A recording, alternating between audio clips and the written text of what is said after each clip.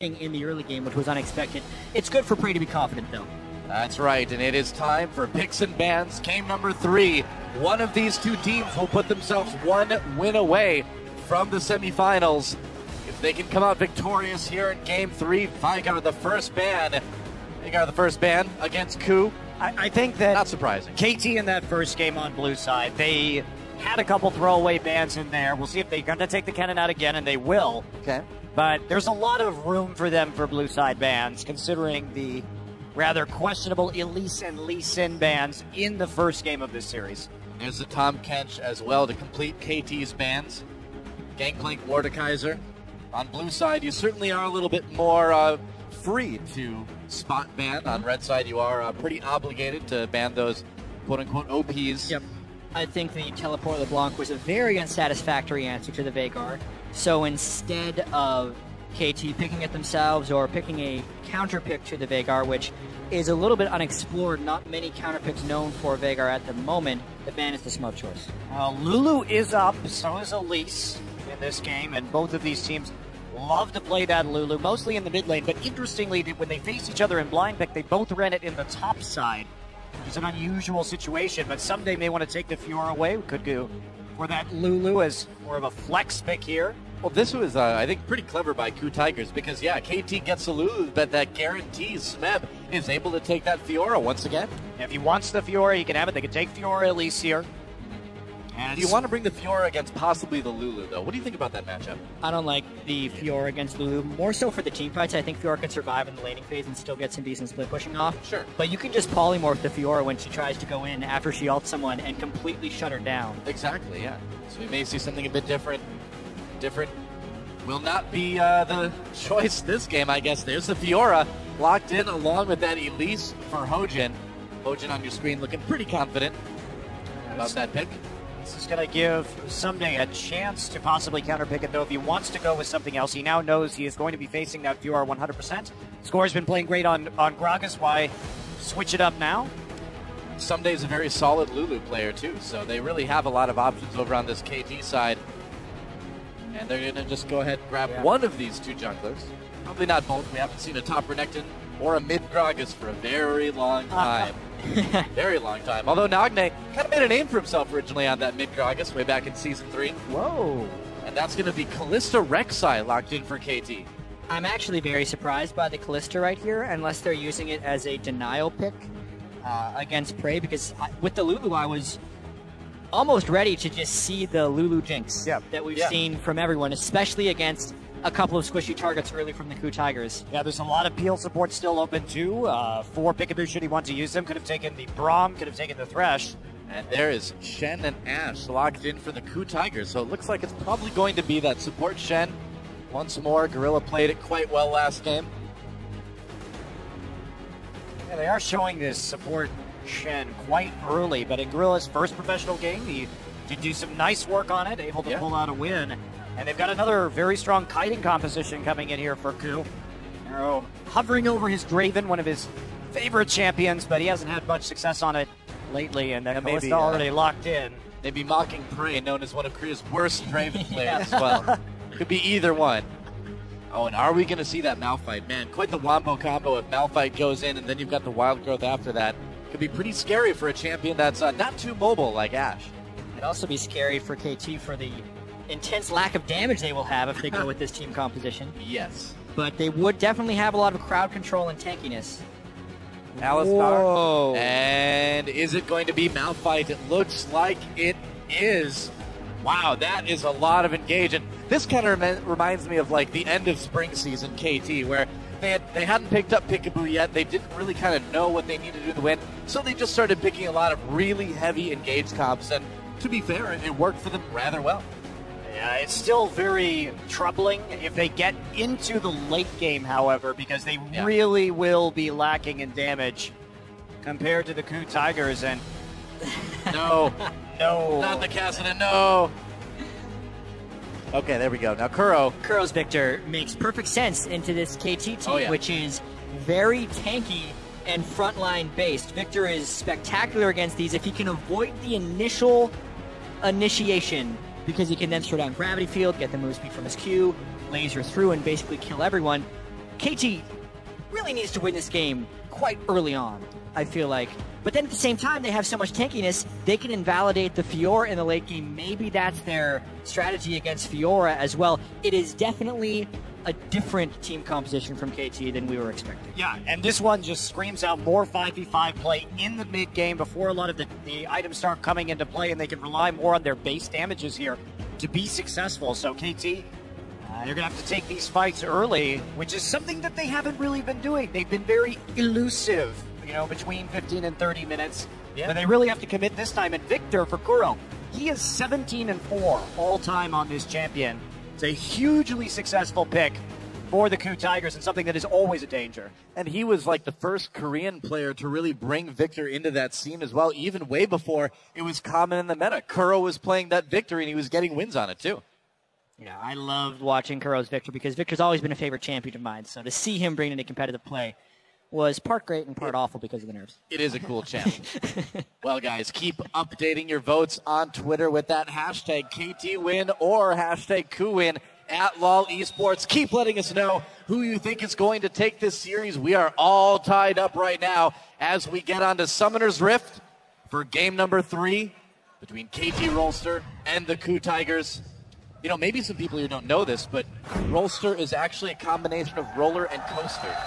I'm not making this up. They like to combine words like that in Korea. And it's one syllable jammed right onto another. Yep. Like CJ Entus. Entus is a combination of entertain and us. For whatever reason. It just is. Don't argue with it. Today I learned. Well, here we are.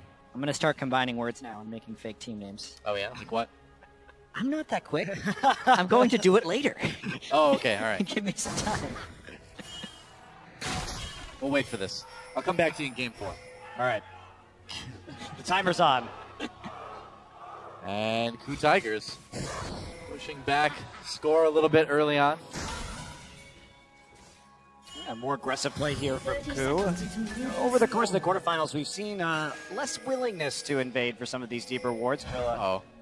Out on his own over there, but Shen's been spotted, but what else is new, really? here we are again. Yep. Another obvious Shen game. Ron and Shen. Oh, never mind. It's just Shen. Well, some deep wards being thrown down by KOO at this point. KT getting 1 in the enemy jungle. So far, a pretty passive early game, isn't it? Yeah, especially. And these teams have also kind of gone away from lane swapping. They were so forced into it, I feel like, from the group stages. And then as soon as they're playing each other, they just go straight back to LCK style. Like, especially during the LCK regular season, they're almost never doing the early turret killing and swapping. And all these other teams are just, like, forcing them into playing the same game. Yeah. But now they're just like, you know what, we don't have to do it if the other guys aren't. It's interesting to see because, yeah, like you said, I mean, I feel like I'm right back in the audience studio right now, man, casting some LCK. KOO Tigers, though, didn't have that flare back in summer season. But hopefully we do in spring season. Hint, hint, Riot, hint, hint. Pretty pleased. I never want that to leave the game. Yeah, it's awesome. I love it. That's too entertaining. It really is.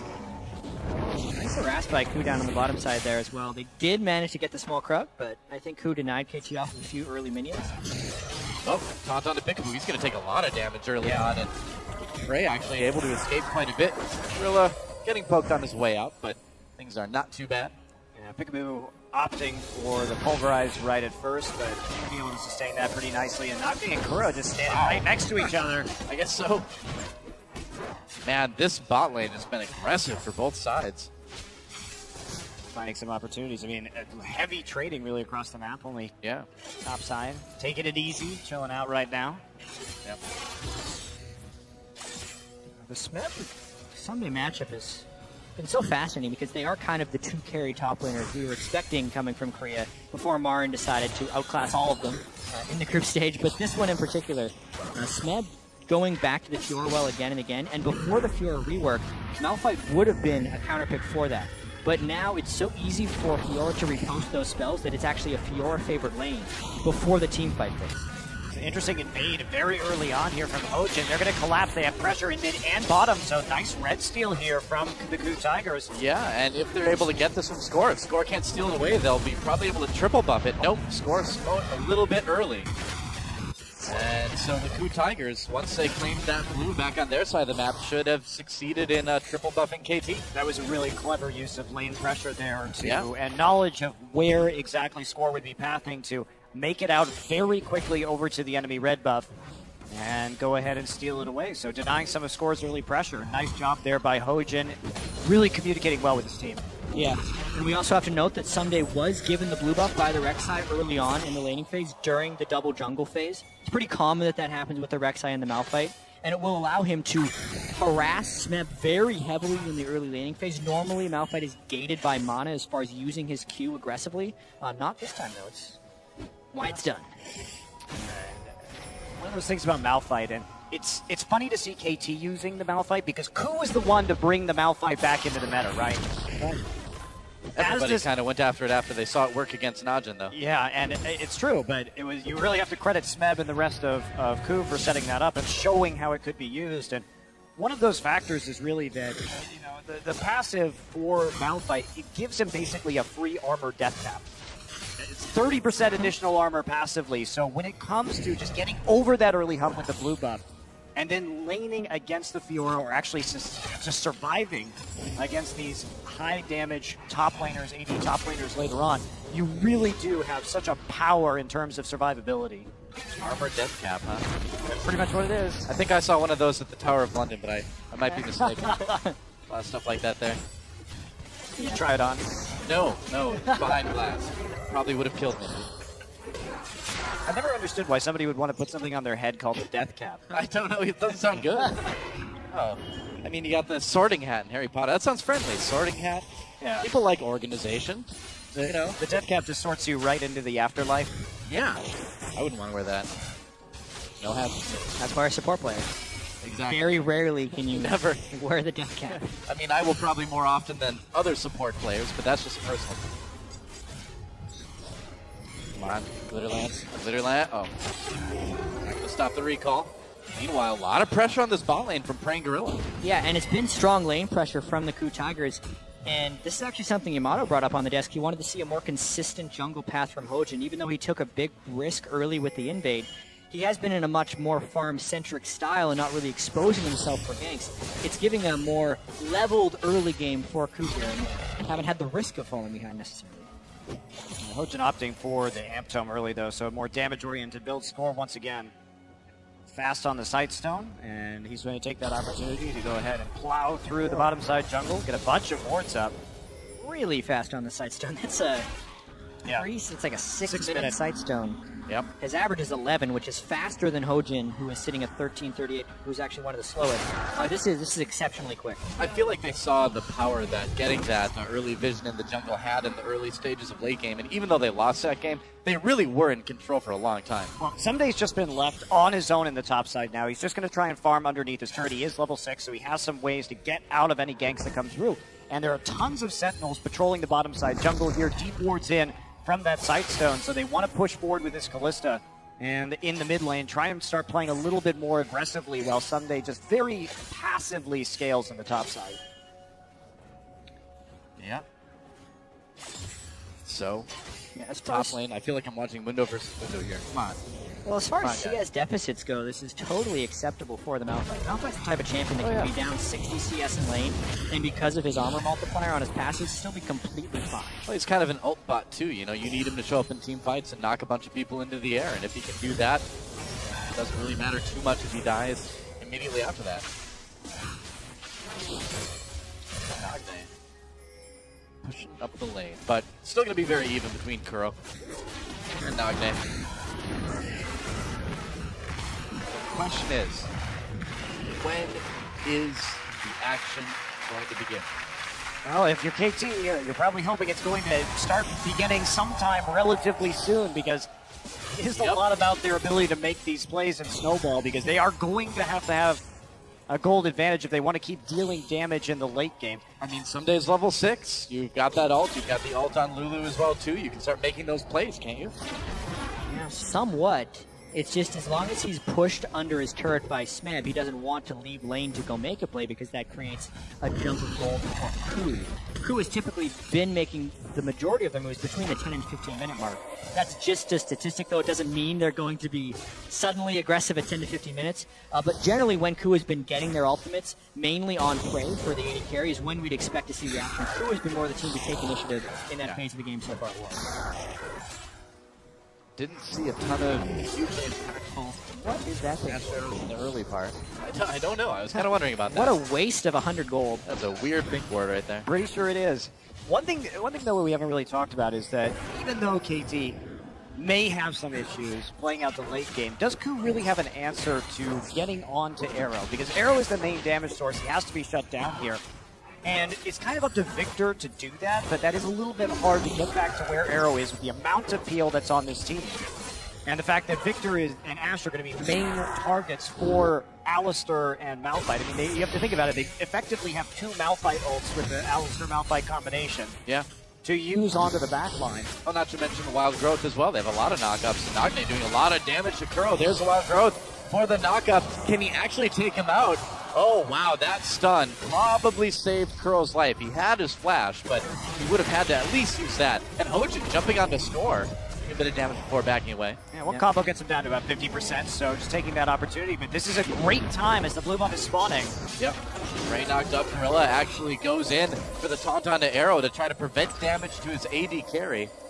A lot of damage done all around, but some potions should heal that right back up. Yeah, that was actually a really smart timing for Score to go into the jungle, working with his laners to make the invade happen. Nagne pushed Kuro back to base, so even if Hojin is laying in wait, he can still get the deep wards. Yes, Score took about half his health bar in damage.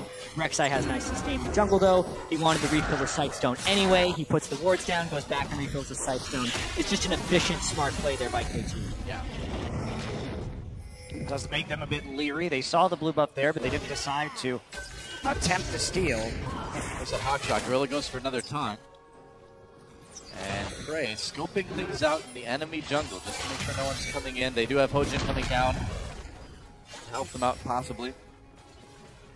Yeah, and even though we're saying KT has very low damage, if they can successfully protect Arrow, Lulu is the great enabler of all 80 carries. It works a little bit better with things like Jinx and Kog'Maw because you're really increasing their mobility. Kalista's already exceedingly mobile, and the Lulu actually doesn't add too much to that.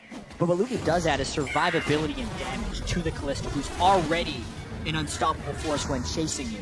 Yeah.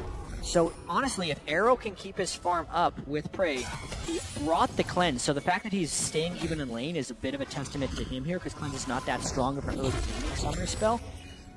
I've seen Jugger Kalista work plenty of times. Yeah, it's going to have to here. And again, what you're saying with that Cleanse, there's a lot of single target CC on KOO, but the Cleanse is going to be very useful for getting out of that situation, for continuing to output that damage. And even if he gets caught out by a taunt, by an arrow, by a cocoon, he's going to be able to at least survive the first round of crowd control. And it's going to be very difficult for KOO to land 2 of those abilities. You can't really bank on that. Like 1, when you have 3 forms of like Lion, CC, kind of have that going for you. But getting another one will be quite difficult. Oh, Arrow comes through, connects with Nagne. Could be in trouble. Nice flash taunt from Gorilla. Nagne with the Wild Growth. Will he leave? No. First blood goes to Prey. You know who doesn't have Cleanse? Nagne. And it was a really nice CC chain there by Prey and Gorilla. Honestly, the accuracy on Prey's Ashe, this is why KOO Tigers plays Ashe more than any other team at Worlds, because they know exactly when to pressure. They catch KT in a lackadaisical state down bottom, are able to successfully roam through the entire river and make it through that brush. Somehow undetected to get that move on to Nagne. I'm going to go back and watch how they actually got into that brush. Yeah, because there have been a lot of deep wards coming in, so KOO has been aware that the situation could occur, but there was a pink ward on that side of the river as it came in. So one does wonder. In fact, Prey walked through the entire river undetected. Wow. Mainly, Score had the deep wards, but no wards in the river. Problematic, especially, again, with that Kalista, who doesn't have great control over the minion wave before 2 items. Yeah. Here we go. Attempting a blue steal. Yeah, and they're probably going to get it too, using that opportunity from the first kill on the Nagne to take that away. And KT favored by the fan vote right now, but KOO, I think, holding all the cards early on in Game 3. Still a very close game, but their team necessarily having that advantage, and KT just hasn't been able to make any of the plays yet. We've certainly seen in the series that early game leads are not everything. Yeah, and I also don't think KT's necessarily ready to try and make a play yet. They have such low damage, and also the initial items aren't really huge damage items for them. They're going Athene's Unholy Grail on Nogne's Lulu. Someday still needs to build up his tank itemization. Really, when Nogne hits Death Cap, and when Arrow has his Hurricane as well as the Blade of the Ruined King, and maybe even a QSS on top of that to double with his cleanse, is when KT wants to fight. So really, I think KT wants to keep this game close until about 25 minutes, and even though they are a mid-game team, they need to wait until mid-game. They have a very precise power window where they spike super hard, and I think they're waiting for that moment. Yeah, we talk about that Kalista 2-item power spike all the time, but the amount, if she has proper protection, which she absolutely does with this particular team composition, she will spike in terms of just getting AoE damage off with the Ruin's Hurricane in the team fight is absolutely massive. After it goes down, Gorilla comes over the wall, gets knocked up right after the top front score. Ashro comes in, they layer the CC just a bit, but it seems like it could be enough. Peekaboo over the wall with the flash pulverizing, get the knockup on the Gorilla. Looks like Score's gonna make it out. Meanwhile, a big melee down in the river. There's a catch on to Someday. It's pretty tanky, but they might be able to take him out. KT definitely on their run, though. Hawkshot reveals where KT is running to. And KOO Tigers may be content to just try to take Dragon off of this. All 4 TPs used in that little skirmish there by the two teams. And KT just trying to desperately disengage, as we did see Score get a little bit caught out. Who comes away with the upper hand, and that'll net the first Dragon of the game. Yeah, and it looks like they're going to rotate to get this turret as well. They chunk KT so low in this, and they know they expended the teleport, so there's no way for KT to actually make it back to the mid lane in time. Wow. Mid lane turret taken out by KOO Tigers. Able to equalize there, and with that Dragon, able to pull a little bit of a gold lead. The only kill in the game is theirs as well. They've maintained that gold lead by trading the turret. They're just up a Dragon now, so KT hanging in there for the moment, but KOO definitely making the most of that little skirmish that, even though there weren't any kills, still able to find 2 objectives. Yeah. I mean, it looks so awkward, too, because KT kept trying to maybe go in and do damage, but there just wasn't any damage to be done. So they just sort of got poked up, and poked out, and eventually ran away. KT's not ready to do damage yet, and it's all on KOO to catch KT while warding. That's the window that they have. In order for KT to play their slow game and reach their power spikes, they need to have deep vision. So the weakest point in that case is the person getting deep vision, which is why they're continually trying to catch Score. In that case, they didn't get the kills, but they still got rewards afterwards, specifically while he was trying to ward deep. And the response to the pick pressure from KOO when they go in for those wards, we saw how much Score was punished. Hojin is going for the Rune Glaive again, so we're talking about very high damage here. Burst potential. Makes sense. I feel like about 80% plus of the uses here at Worlds have gone for Rune Glaive. You can still build tankiness after the fact, and the clear speed as well as keeping their mana high on the Elise is just really heavily valued by these jumpers here. Well, we've seen that in 2 games now from Hojin, and not only that, but he actually went for the Rylai's as a finisher item, so he was really concerned with how much damage he was going to deal in that last game. True enough. Well, now that the Dragon is gone, just like we saw in a lot of other games between these two teams, a lot of teams in Korea will probably have a bit of time before anything really happens again. And what we really saw in Korea in the summer season is that it was a very Dragon-focused season, you know? Yeah. There was Dragon fights, and outside of that, there wasn't a whole lot of action. This really feels like we've time traveled back It to does, the doesn't it? LCK playoffs. Yeah. Aside from a few different champion picks, because all these world meta things that have happened with the change in play styles and teams, doing things outside of Dragon fights, all forgotten. Yeah, Fiora is about it, really. I don't know if that's quite fair. We had quite a lot of action on the top side in the last game, and a bunch of... Specifically this game. This game. This game. This game is definitely... Yeah.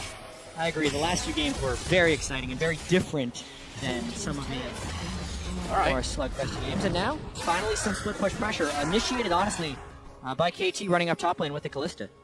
Yeah. KOO able to take that turret down in bot lane, though, evening that up. You can see the gold focus, though, definitely going on to Arrow. They really need him to be farmed up here.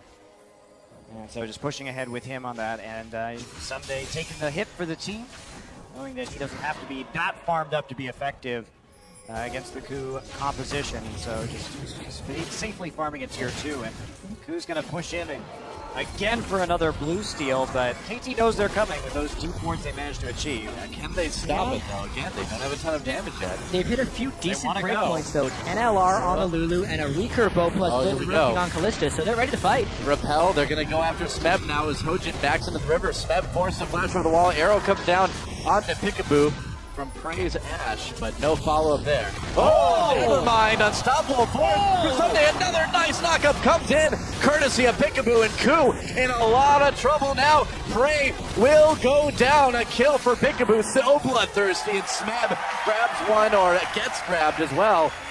We mentioned they had 2 Malphite ultimates. Well, they actually have 3, because Yeah. Callista can throw the Alistair in for an AoE knockup before the pulverize. Hey, how about Wild Growth there for number 4? Four Malphite ultimates. And when you can land the first one on 3 people, you're probably doing pretty well. What a nice initiation by Someday. Godlike, I would say. That there. was the wombo combo that they've been looking for. That is exactly what this team composition needs to do this Holy game. moly. Yeah, they did it, but they didn't get that much of a lead, right? So they're still only about a K up right now, but let's take a look. So this is not where you want the Arrow and Cocoon to go, and this is what causes them to engage. KOO knows that they need to get out, so there's the flash.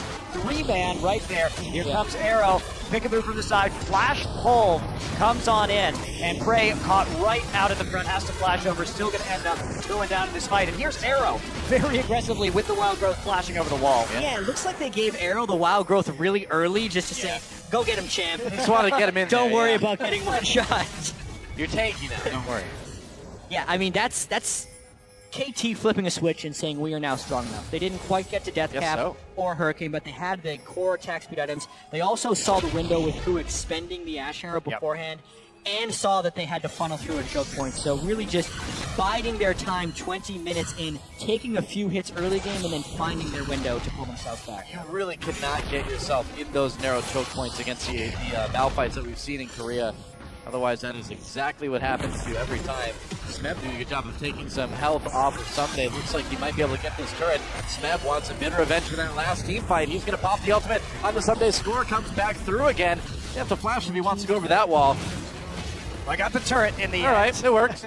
Distract him so the Winions could do their job. Tremendous amount of pressure, and that actually gives him the Dragon as well. I'm very surprised by KT to commit so heavily there when they knew they had some decent team fighting strength, especially since they couldn't save the turret. Yep, KOO Tigers. Went for that second Dragon, and they're going to pick it up pretty easily. KOO is going to want to kill Peekaboo here. Oh boy, Peekaboo, they're going to need to pull him out with that Fate's Call if he gets too much damage. There we go, Arrow gets hit by the Ash Arrow, backs away, Chaos Storm does a lot of damage, and Kuro with the kill there. And they're still going to keep pushing KT back. Too much damage coming in from that Victor, and Someday in a bit of trouble. No real way for him to escape here, except for that whimsy from Lulu. I guess that's enough. What is KT doing? I mean, no Malphite ults, coming back in on that. Very, very sloppy play from KT Rolster. They waited so long and had that nice fight around their blue buff, and then to make such a foolish mistake right here. They'd already used teleport top lane. That is just pure greed, I feel like, from Peekaboo. And then trying to make up for a mistake. You know when you make one mistake and then you try and make an excuse and you start talking really fast and dropping all your words? That's basically the manifestation of what KT did at that Dragon fight, because everything went wrong for them and they gave up their lead. I have no idea what that's like, by the way. Never happens to me. It never happened. For the record. I want to put that out there. Let's watch this fight again. Peekaboo. And it feels like they want to do something to stop the Dragon. There's just nothing to be done. Well, you have to give it up at that point in time. Peekaboo burns his ultimate, but this is so smart. Just get onto Arrow immediately. Great shot from Prey onto the back line, and that's the burst. And once the Callista goes down, and Someday has no ultimate, there's not a lot of hope for this fight. Yeah. They're tanky enough to get out of the fight, at least in the end, but still a big-time loss for KT. Kind of overestimating their position in the game. And KOO with the lead again now. Such a back-and-forth series. It really has been. Yeah, it's been small mistakes on each side that kind of tipped the scales back and forth in all 3 games so far. I think that's ultimately what a lot of Worlds is about. So much of Worlds is about the human element and these guys being able to perform under pressure, because these are moves that you wouldn't necessarily expect KT to make in normal circumstances, but they made it here at Worlds. Well, they thought they were going to go for a 2-1. Dive this. They really want to take out KOO, but it's not working. Defensive arrow comes in from Prey. It's a good draw out of the arrow, though, because KT has spent the last minute just trying to set up wards around this Baron. Yeah. And without that, Smeb is still split pushing into bottom side. All right, 2-2 turret in bot going down in favor of KOO Tigers. Really nothing that KT can do to stop this. Smeb doesn't have teleport, though, so maybe KT can put some Baron pressure on, but they're headed back to the mid lane. Well, if they leave the Baron right now, KOO will successfully take a turret and gain vision control over the Baron, so good gambit. And, exactly what's happening. Yeah, KT, they saw Victor pushing out again in the top side, but they didn't want to commit to that gank, so they're kind of just getting run around the map right now by the Tigers. Suddenly a deficit for KOO turns into a 3,000 gold lead here at about 24 minutes. If you really wanted that Raptor. Cared more about it than Chris Pratt cared about his Raptor in Jurassic World. Thank God, I still haven't seen that movie. You're missing out, man. No, I'm not. You are lying to me. A T-Rex fights a bigger T-Rex. What more could you ask for? I don't think you're doing a very good job of convincing me. Plot. You have a Pratt that's close to a plot. It's close. You still don't think it's what you're looking for. Okay.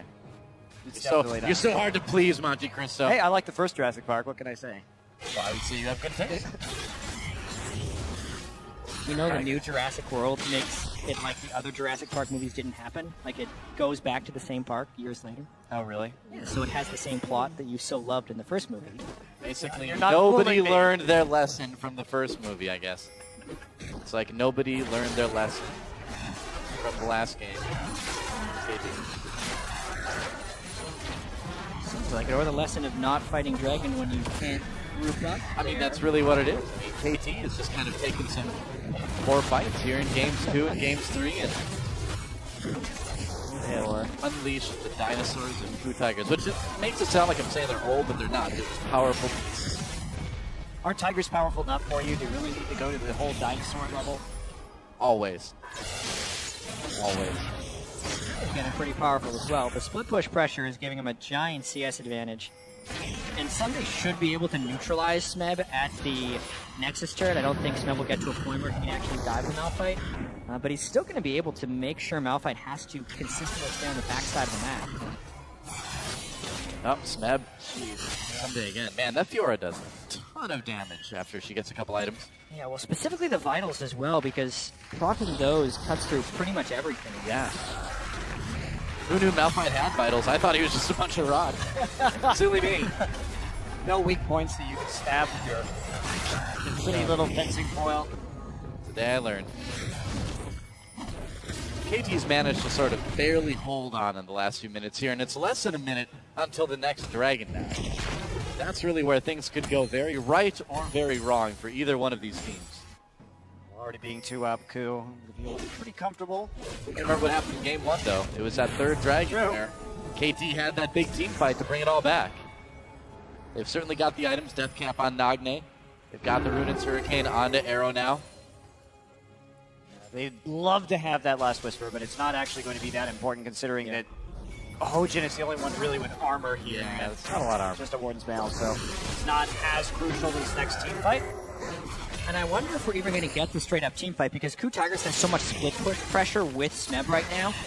I'm thinking they're going to try and run KT up and down that red side of their jungle again and again until they can pick off a squishy with an Asher. Because in a straight-up team fight, they'd still be in danger of that tremendous wombo combo that KT can put out. Or they're just going to go for Dragon and fight it straight up. That would be one of those things that KOO would want to do. Score wants to get in to steal this one. He can't do it, though. KOO gets their third Dragon. Can they win the team fight someday? Coming from behind with the knockup. KOO on the run. Hojin and Smeb caught up in the backlines. Here comes Kuro, though. Arrow takes a lot of damage, but he gets a kill before he goes down. Onto Kuro. KT on the run. Anyway, though, Smeb gets the grand challenge, gets that big heal for KOO Tigers, and they will chase KT over the moment. Nope, they'll get the fight. There we go. Actually, it's going to be a triple kill in the end for Prey. That is an ace for the KOO Tigers.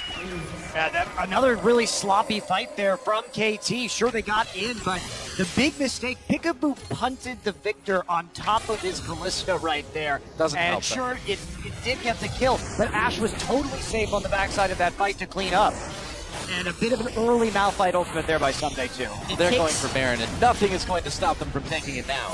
Except for Baron himself, if he can fight back. Yeah, he can't do that. He's not very strong after all.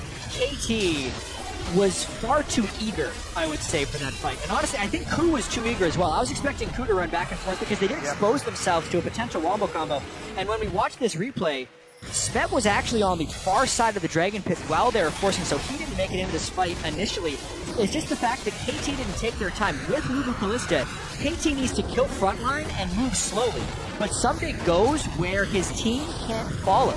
Yep. Arrow tries to go there, and they actually throw Peekaboo in, punt Coral on top of Arrow into all the threat. Like, Smeb had flank position, so there, more patience would have been worth a team fight for KT. KOO played that well considering the circumstances they forced, and KT kind of took the bait, so to speak. Prey on the backside because he couldn't get closed on. Since his front line was so powerful, was able to pick up a triple on the backside. And that fight in particular just gives KOO a massive edge in the game. Yeah, 7,000 gold is the lead after they pick up that Baron post the fight. 3 dragons, a Baron, 4 turrets. KOO Tigers looking really good, and KT in that similar position that we saw them in last game, where they really do need like a miracle team fight again to bring it back. And while that is a possibility, it's becoming more and more remote as the game goes on. I really am puzzled by that, especially that headbutt in that last fight, because certainly that can be a good move if we have a lot of burst. But remember, KT isn't running a composition with a lot of burst. They need a lot of targets over time for Arrow to whittle down with this Kalista. So by getting in range of the entire Victor combo...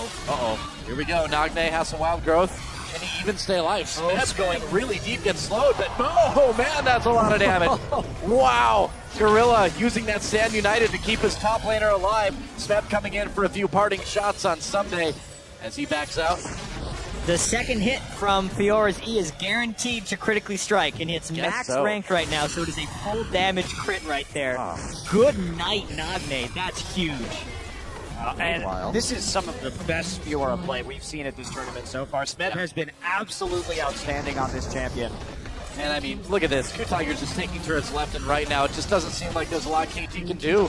Someday, in danger of dying here, comes back in with that unstoppable force. Point blank, tries to set something up for Arrow and Peekaboo as they come in. But Smeb just taking some spears. He's going to go back in onto Someday. He gets the kill onto Someday, and he's fighting 1v3 before he finally gets shut down by Arrow. And you know what? That's fine. They were sieging in the top side at the same time. Managed to take an inhibitor, got another inhibitor turret. Losing Smeb right there, considering he took down Someday with him. Not that big of a deal. Yeah, I would say so. He's 3 levels up now, Smeb, with this split push. This is going to be so hard if KOO can close this out. So hard for KT to react to in the next game. Because they've already defaulted to banning the Veigar in this match since they couldn't deal with it with Kuro. And Smeb picked Fiora very early on the red side. So with KT going to the red side next match, they have even fewer bans to work with. KOO has shown proficiency of playing specifically the Fiora and the Veigar to such success. Let's watch this solo kill. Get a 3-level advantage, by the way. Oh no, he's going after the vitals. Yeah, whatever can you do? So it's 1 hit of the E, and then it's the second hit was the crit as well as the vital. Yeah. Just the most damage. It's a lot. The last third of Lulu's health just disappeared. And yeah, if KOO Tigers take this game, they'll put themselves 1 win away from the semifinals, and a little bit of revenge for KT denying KOO Tigers a spot in the grand finals of Champion Summer. It would be quite the turnaround, especially since KOO coming out of the groups, dropping those 2 games. Nagne in trouble again. That pushed away at the last moment by Peekaboo, though.